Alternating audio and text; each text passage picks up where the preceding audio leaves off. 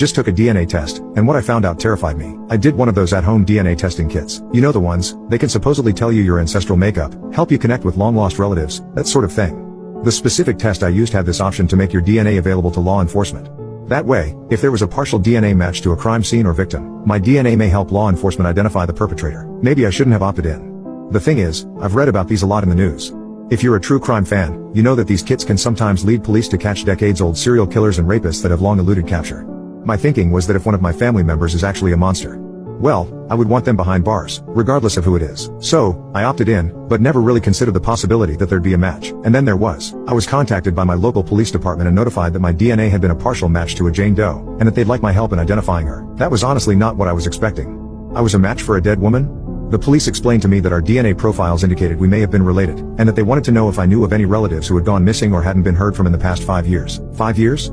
Yes, because they've determined her time of death was about 5 years ago based on the state of her body when it was found. They've reason to believe it's a homicide, although they weren't able to tell me the cause of death.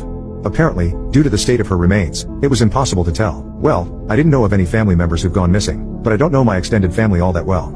I decided to get my mother involved, who does genealogy. She worked with the police, going through our family tree, but ultimately, we couldn't find anyone. So, someone we didn't know we were related to, possibly? At this point, we decided to talk to the rest of my family, immediate and extended, to see if anyone else knew anything. Most of our family members thought it was pretty cool and wanted to see the mystery solved, though a few were angry at me for giving my DNA to law enforcement in the first place. The police showed us a sketch of what they think the woman would have looked like, and my mother and I agreed she had some resemblance to my Aunt Linda, particularly in the strong brow and high cheekbones.